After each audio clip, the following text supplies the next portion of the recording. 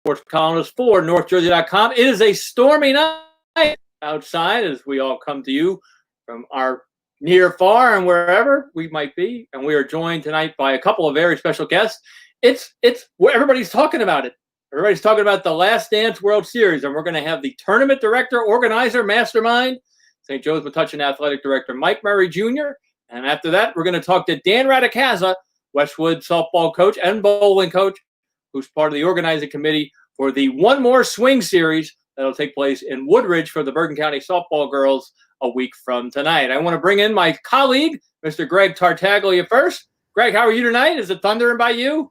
It is. So, we're glad the major leagues don't open until tomorrow, but we got in the games at Yogi Berra Stadium today. So far, very, very well run and very organized things going on in the Last Dance World Series. And I am glad you mentioned the bowling. It's on a little bit later on TV, but I'm sure we'll get to that with Dan. And now I want to bring on, yes, indeed, the tournament mastermind. Some guy, I think the governor called this tournament, what do you call it, a miracle the other day? Magical. Mr. Mike Murray Jr. is joining us. Mike, how are you tonight? How's the weather down by you? Hey, just got back in off the field, so was battling some weather, heading back into Union County, coming up from Lakewood. If I would have organized the tournament better, I wouldn't have my St. Joe's Metuchen team in the South traveling back up. But thank you guys for having me. Looking forward to chatting and talking about it. Let's start with the breaking news right off the top. We've got 2 postponements in the round of 8 for tomorrow, a couple of postponements, right? Can you fill us in, Mike, on those details? Yeah, I mean, first and foremost, if you told me this was the first rain that we were going to get throughout the tournament, I would have signed up for it when we started. But we do have, I believe, the Del Barton St. Peter's game was in the 4th inning. I think St. Peter's was up 4-2. They got suspended out at Sussex Skyland, so they'll be making it up tomorrow, resuming that game at noon at Caven. And then I believe the Milburn Bergen County game will finish up after that. We are still moving. They're in the 5th inning down at Lakewood in the Jackson Washington Township game. Good time for a pitcher's duel, but they also have tomorrow night at Lakewood to try to get this thing made up. At that point, we're trying to finish these 3 games and round out the final 8 for next week. And the final 8 games take place when, Mike? Tuesday, Wednesday next? Yeah, next Tuesday and Wednesday. South 4 at Lakewood, North 4 at Somerset. So we'll knock those out Tuesday, the 4s. Wednesday, the final in the North and South, and then Friday we'll get to one winner and have the North and South play. Mike, so far, how has everything gone? Has it all gone according to plan? I know that the regions played out and everybody seemed to get things done. There were a couple teams that actually had to drop out right at the beginning of elimination play. What have been some of the challenges that you've faced actually making sure this thing gets done? Yeah, there's been a lot of good. I think mostly good. Really happy that we were able to get so many teams back on the field. Certainly had some things that just came up in running a tournament on kind of the size and kind of the macro sense of what we were doing. The biggest thing, I mean, for this event to be successful, it's got to be safe. We did have a handful of teams that had to drop, mostly from down in the shore area. Fortunately, what I can report about that is a lot of coaches, Premier Athletic Training and Premier Sports Medicine, who we partnered with, to have trainers at every site, and they have their supervisory doctor, Kirk Tarabakia and Andy High at USSSA. It's a lot of people doing a good job, making good decisions, and making sure that those teams that made the decision not to play, in most cases, abundance of caution, and making sure that we're keeping this safe and keeping that in proper perspective. So would I have loved to see all 222 get their 3 games? There were a few where the prudent call was made, and even if that was a tough decision for all of us, but when we started this, we needed to make sure we did it right. And this is your thing, right? I mean, baseball, you played at Westfield. I believe you played in college, Wake Forest, and a little time in the minor leagues too. Tell us a little bit about that. Yeah, so I guess, in coming up with the idea for this tournament, I'm a guy with kind of a disproportionate view on how baseball can kind of be a nice sanctuary for what's going on in real life. Had a great high school playing experience at Westfield. When I emailed the coaches in my first letter, I kind of said I had an opportunity to be a Cape Cod League All-Star. I was an All-Star in the minor leagues, played in an ACC championship game, got to play in the ACC for 4 years. I got to do some cool things in baseball. My younger brother was a Gatorade Player of the Year, played at Georgia Tech, won ACC titles. For both of us, I don't think we rank any of those really cool things we got to do ahead of how I felt hugging my dad after the Union County final in high school in 2006. My dad passed away a few years ago, was kind of raised us in baseball. So, a lot of that went into kind of coming up with the tournament and understanding that whether we have guys in this tournament that are going to go on and be big leaguers or go on and be professionals in something else, the moments you missed out on in high school are meaningful. And we couldn't give them a real season. We couldn't give them, to do it safely in the spring. The promise to myself was that if there was runway this summer, we figure out how to get our guys out there again. And fortunately, thanks to the work that a lot of people have done in the state, we've been able to do that. So it's been great. We've had some hiccups in the tournament, sure, but from where we were a few months ago, I would sign up for it. Mike, how hard was just the whole logistics of the whole thing? How long did that take to plan and piece together? Yeah, it was tough. I mean, this idea, I shared it with Brian Chapman in Milburn. The day that spring sports got canceled, was kind of bummed out. Had spent each week, in the dual role as being an athletic director. I was sitting down trying to figure out, what can I do to get an abridged season for my spring athletes in all the sports. I asked my coaches, come up with a plan for summer. What can you do? Let's see what the restrictions are. So just started throwing out an idea. And the great part, what happened is I started with an idea. And then just as good baseball people from the state became involved, Brian Chapman, John Kroger, Buddy Houseman, all these coaches that started to help us, USSSA hopping in, Senator Sarlo hopping in and throwing his support. Just as the circle grew bigger and we got more experience and more information, it went from, okay, this is kind of a pipe dream to, okay, this is probably going to happen if we get the right decisions from NJSIAA on if we could get into summer session.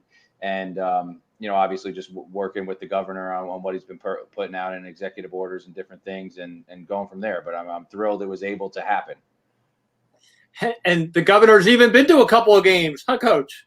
Yeah, he's been out a few times. He hasn't been in any of the venues I've been in yet. He was down in Red Bank watching Buddy's regional down at Red Bank Catholic. I think he went out and saw Senator Sarlo yesterday at Somerset Patriots, which is it's cool to see him out there. It's nice. I mean, I've said it a lot. Being governor during something like this, there's a lot bigger things to worry about than some high school baseball coach with an idea. But I've appreciated the support and the work that the whole team kind of down in Trenton has done to make this viable for all of us. It hasn't been an easy few months, and I'm enjoying people being at a stadium doing it. We've had some sites where we've had to get on people about social distancing and mask wearing, and we've heard about that from places, and that's just going to be as we get used to this new normal, continuing to get better at it and continuing to try to be communal about keeping people healthy. I follow up with that one. I mean, yes, running a baseball tournament in the middle of a pandemic, boy, you put yourself out there. Some guy doesn't wear a mask, somebody does wear a mask.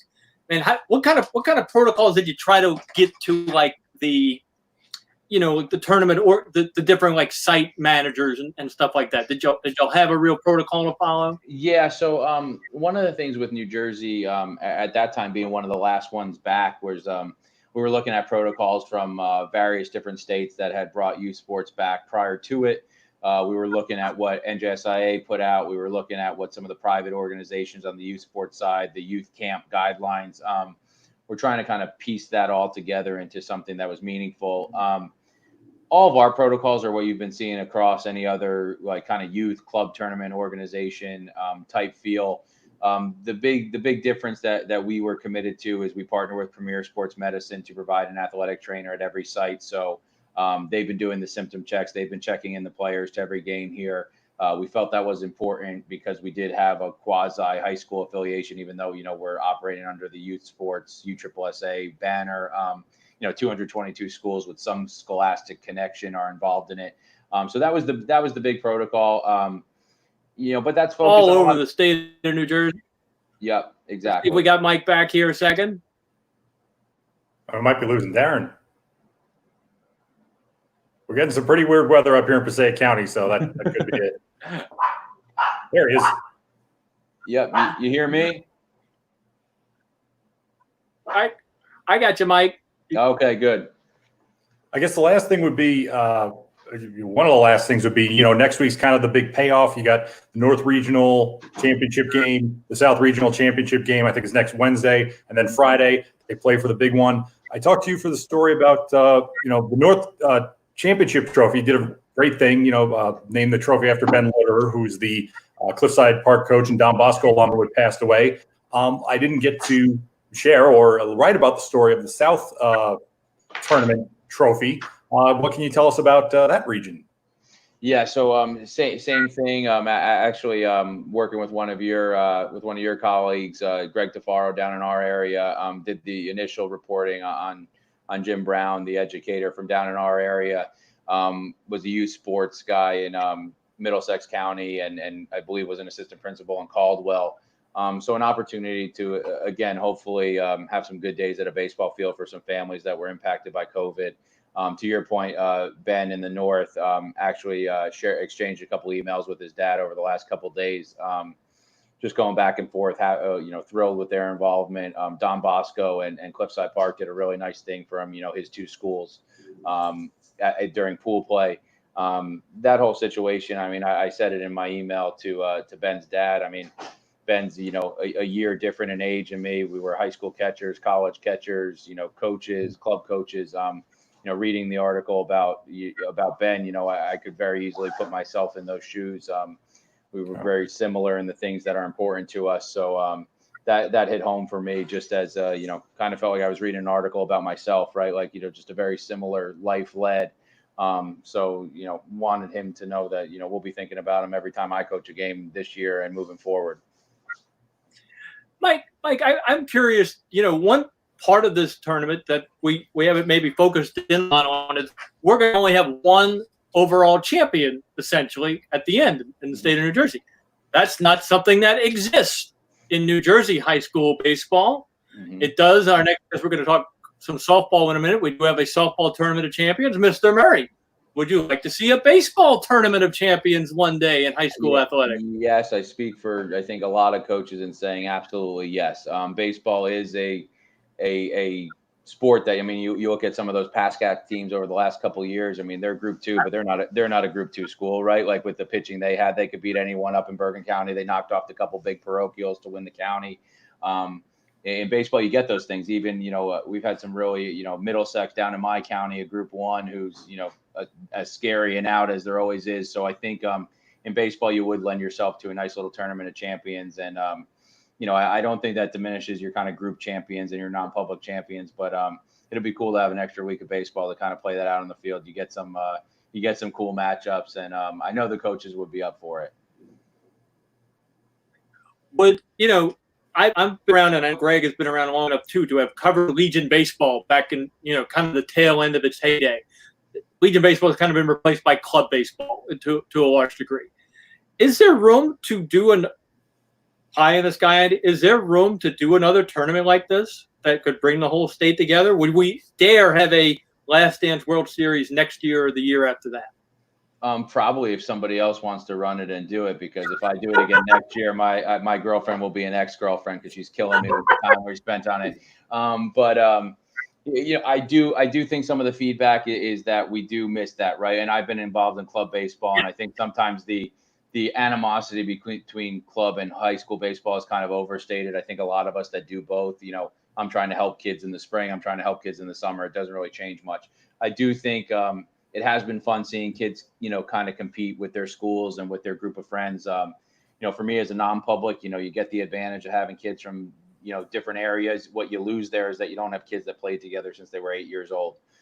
So I think the opportunity to go out there and compete more often as a unit, I think it would be great. And, I know coaches like Chris Roof doing the high school development league in the summer have kind of tried to get that Legion component back in the midweek. I think if you look at the structure of this tournament being all midweek, so we avoided some club conflicts on the weekend, that would be the way to do it. Just try to do something midweek that keeps guys playing with their school. On the weekend, you're going to be running into a lot of club tournaments, which kind of need to coexist together.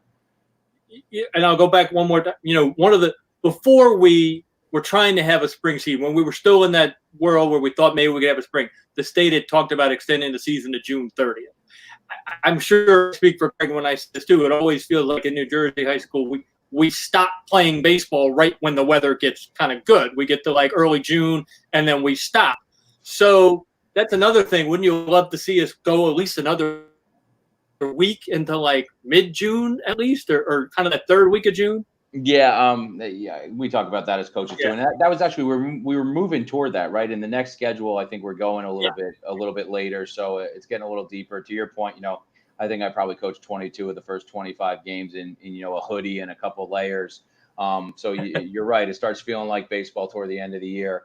For my guys, particularly at St. Joe's, I mean, my seniors graduate May 15th and they're done with classes, so like keeping them locked in for the extra month can be a challenge at times, but having them go late, better weather. You want, especially our state's pitching rich. We got a lot of good pitching. It's nice to see them out in safe environments and with some extra weeks to build up. I think we'd all sign up for better weather and maybe an extra week for that Tournament of Champions we just spoke on. Well, Mike, I commend you and all your hard work. I feel sorry for your girlfriend. We've all been there, though. We've all been there. I commend you on an excellent run tournament, and I know I speak for the entire state. We're looking forward to seeing how this all ends. Thank you very much. I appreciate you guys having me. Thank you for your time, Mike. It's a pleasure having you on. Thank you, guys. I appreciate it. All right, now we're going to turn the page to some softball, some Bergen County softball to be specific, and welcome in our next guest, Coach Dan Rattacasa from Westwood Regional High School. Dan, how are you tonight? I'm doing great. Thanks for having me. I appreciate the opportunity to speak on behalf of our One More Swing series. So thanks again for having me. That's right. You're a busy man, though, Mr. Rattacasa. 2 young kids, bowling, softball. We were talking before we went on the air. How hard was it on a personal level to not have a spring season for your girls? We tried every single day to put things into perspective and to learn from every single day what challenges were coming our way. Our coaching community is very close knit. We communicate on a fairly frequent basis, even if we're competing against each other. We're in the same division. We're talking. We're chatting. How are you doing? We're checking up on everybody. So we were each other's support systems. We were there. I know for our program, the Cardinals program. We were there for each other every single day. We kept checking in, and it was tough. I know it was tough to stay positive through these moments and try to be realistic at times, but we got through it. And I think even though we didn't throw one pitch this season, we had a season, and it was challenging and rewarding at the same time. So what I mean by that is that life's not fair. Things occur. Find a way to get better, pivot throughout those challenges, and this will be a season I don't think anybody's ever going to forget. Yeah, and so we just finished talking with Mike Murray, who runs the Last Dance baseball tournament. What's the softball equivalent? I know you have one in Bergen County, so take us through how we got to I think it's One Last Swing, right? One Last Swing series. I just want to sidetrack a second and just congratulate Mike and his administration on putting together an event that I really, really hoped would happen, but I said, how is it going to happen? And the first second I got to talk to the Westwood baseball coach about what he thought about it, his kids had a great time. The weather was tremendous, and they got to play on some pretty nice facilities. I think they played out down in Kane, which was pretty cool. So I know these kids are playing in great facilities. So kudos to him. I just wanted to congratulate him. And we should remind people that Dan played baseball himself at Saddlebrook, I believe, right? I played at Saddlebrook and went to the College of New Jersey and dabbled a little bit there, D3. So baseball guy converted to softball, and no regrets there. We put together. I'm lower on the totem pole. I'm just the one speaking about it. There's many others that I'm going to mention, but our one more swing series is a one-day event. We're toying with this. The coaches reached out, or we kept communicating over Zoom starting June 1st, and every 2 weeks we would touch base to see if anything changed with protocol and safety procedures and what have you. And we had a little opening at the middle of June to maybe do something, and it was extremely tough to A, find a venue or a facility, B, understand what waivers and insurance needed to comply in order for us to run this safely. And we had help tremendously. I know, Darren, You helped us coordinate some contacts there. Senator Paul Sarlo was a big advocate. Maybe, Dan, I know you're humble. I know, I get it. But I had to shout you out there. Senator Sarlo helped us out. Woodbridge native. Coincidentally, that's where our series is going to be held. Andrea Marino, who's the Woodbridge softball head coach, who's dealing with the facilities down there and getting everything situated. She's doing a tremendous job. And I'd say most of the credit goes to Erin Kirkby, the head coach at Pascack Hills, who's been doing all the underlining work, and the work never stops for her. So she's really deserves all of the credit here. I'm just the one discussing it a little bit. So the format is 3 games. Am I right, Dan? Now, Yes. 4:30, 6:15, and 8 o'clock, all at Ricker Field behind Woodbridge High School. Now, when I talked to Erin last week, she talked about doing some things to streamline the games, perhaps, just to keep them moving. We just want to keep them moving. So what are the plans for that? So we tossed some ideas around. Nothing's set in stone right now.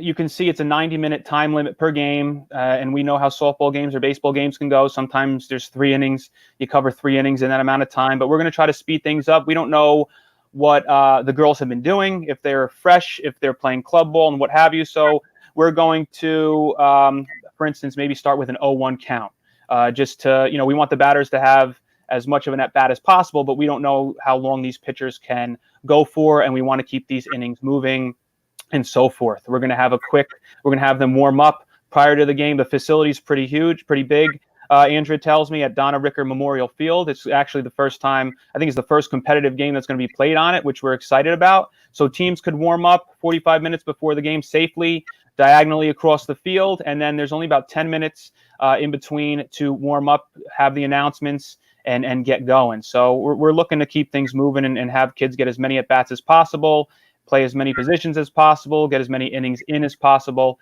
and I know the umpires are willing to cooperate with us. And we had a tremendous outpouring. I mean, almost 90 girls, right, Dan? Yes, we didn't know where this would go. We thought, if we can get 4 teams, that would be amazing. 4 teams of 12 to 15, and then just the commitments kept coming in, kept pouring in, and we're hovering at that 90 range. And graduations are still being changed a little bit, so numbers are shifting slightly. But let's just say we're at 90, 15-ish per roster. And I'd say the biggest challenge, when we all met, the coaches had a Zoom, about a 2-hour Zoom, to go over rosters and teams and lineups. And we just made sure that the pitching was equitable, that we had enough pitching. We made sure that we had enough catchers and so forth, just so we wanted the game to run fairly smoothly there. And we do want it to be. What are we doing for the winning teams, Dan? Come on, what's the plan here? We got best 2 out of 3. Red versus blue. Are they doing anything? Not to my knowledge. We're going to have one game. It's more about the moment, about being there, about celebrating the seniors, about seeing their teammates, plus also seeing girls that they love to compete against. Even though during the game it's a competition, I'm sure they can't wait to see some of their friends from opposing teams. So winning is not paramount here. We'll see in the 7th inning when it's tied how we get. Yes. We're going to lay down a bunt. But I thought about that. I said, you know what? I don't know if your last opportunity as a senior, you'd want to lay down a bunt. So I think we're just going to be a show and go type of event, have some fun, and just enjoy the experience. I want to, last question for me, just about the guideline. We were just talking to Coach Murray about this. What kind of guidelines do you expect to have? Masks, of course. This is the mask question. What kind of guidelines do you want to have for the fans and the players? We want to obviously. Well, I shouldn't say obviously, but we're gonna pursue the masks as much as possible. The players we're gonna tell them to bring 2 masks in case one breaks. They're gonna be required to wear them the whole time, the entirety of the event. Parents are going to wear masks in the spectator areas. It's going to be policed by 2. Actually, we're going to have police officers on site making sure that protocol is being adhered to, plus 2 site managers. We have temperature checks by the trainers that are going to be done. The kids signed off on waivers, and just to make sure that everybody's covered there. And we're pretty much running everything very similarly to how the rest of the softball baseball world is functioning currently. And this sort of leads to one more for me, is that you coach in the spring, you'll have off in the fall, but winter seems to be the one season, because we'll be back with bowling, and that seems to be the one thing that you'll be back with bowling. I will too. But others, hockey, swimming, these areas outside of schools where you might have to go to a different venue, what effect is that going to have? Because, you can make sure the gym is clean and the schools have control over that. But when they have to go to outside venues, especially for the winter, what effect do you think that might have going forward? I think we have enough time for the facilities to figure out a way to guarantee that their space is clean and ready for some action there. I know the facilities, the indoor facilities, particularly bowling alleys, are currently at 25%. Maybe that's going to hold true for the entire winter. I don't know. I can't speak for hockey or swimming, but maybe there'll be less competitions, less opportunity for matches, or meets. But I know that we'll jump on any opportunity to compete and gain some sense of normalcy back in the athletic realm as much as possible. So being pretty optimistic that the facilities want us back, and obviously safely and securely. And I think everybody is going to make the effort to do so. And so far, I've been to Holiday Bowl. It's the cleanest I've ever seen it. So if that holds true for the other ones, hopefully we'll see you around the lanes too. Yeah, absolutely. All right. One last special announcement before we sign off here, and that is the plan is to take Varsity Aces Live on the road next Wednesday night and be at Donna Ricker Field while the One More Swing series is going on. Maybe we'll get some live in-game interviews. I think I'll run out on the field and ask some questions right as the game's going on. How's that sound, Mr. Rattacasa? That sounds wonderful. I'm sure I'll send you right to Coach Anzelides for some commentary. That'd be a fun. I want to thank my guest, Dan Rattacasa, here tonight for talking about the One More Swing series coming to you in Woodridge next Wednesday night. First game at 4:30. And I want to thank our very first guest today, Mr. Mike Murray, St. Joe's Metuchen Athletic Director, running the Last Chance, keep getting this wrong, the Last Dance World Series statewide tournament that has been a huge success. And for my colleague, Mr. Greg Tartaglia, thank you, Mr. Tartaglia. Good to see you. That's a Jimmy Key jersey. He wants you all to know that. And that'll wrap things up here for Varsity Aces Live. For everybody at Varsity Aces headquarters, and a special shout out to my sister watching down in New Orleans, where the weather's bad too. Weather's bad tonight. We pulled it off. For everybody here at the Varsity Aces World headquarters, remember, let the coaches coach, the players play, and the officials officiate. And let the Varsity Aces tell you what you need to know. Goodbye, everybody.